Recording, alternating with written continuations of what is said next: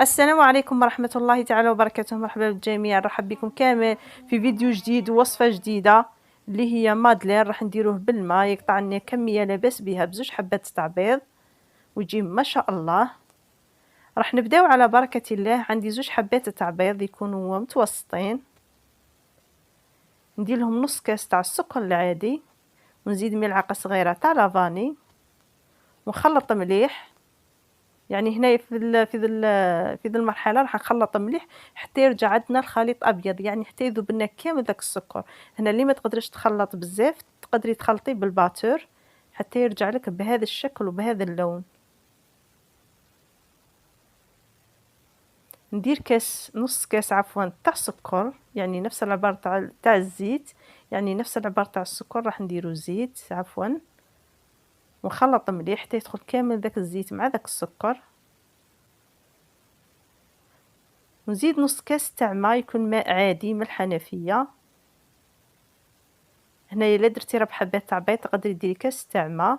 وندير نص كاس تاع حليب، هنا اللي ماهوش موجود عندها الحليب تقدري ديري باطا ياغورت الذوق اللي تحبيه.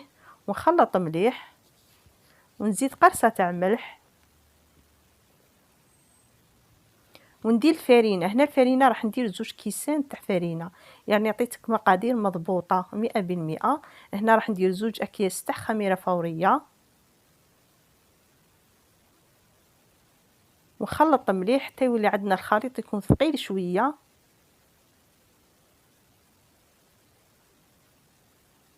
نخلط كامل ديك الفرينه وراح نجيب ليمون اللي يدخلوا للفور ندير فيهم لي كيسات وراح نعمرهم، يعني راح ما نعمرش حتى الفوق، راح ندير النصف فقط، تقريبا زوج ملاعق كبار. هنايا الخليط تاعنا راه فيه الخميره، على ذاك ما نعمرش لي كيسات، يعني من بعد راح يطلع داك المادلين. وراح نسخن الفور على 120 درجه ونديرهم يطيبوا. هنايا قبل ما نديرهم يطيبوا انا درت لهم كاوكاو ايفيلي من الفوق، تحبي ديري دجاجات تحبي تخليهم كيما هكذاك.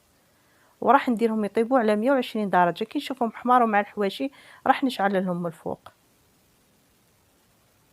وهذا هو المادلين تاعنا، شوفوا كيف تنفخ جا ما شاء الله، وخليناه دا اللون الذهبي.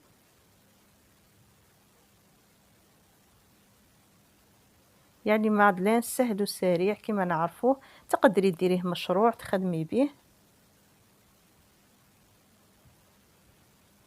شوفي كيفاه جا ما شاء الله، جا طايب من الداخل. هنايا دالي مدة الطهي تاعو تقريبا نصف ساعة. راح نحطه في الطبسي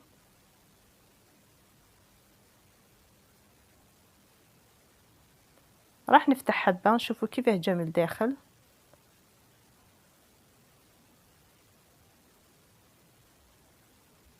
وهذه هي الوصفة تاعنا، ان شاء الله تعجبكم، والسلام عليكم ورحمة الله تعالى وبركاته.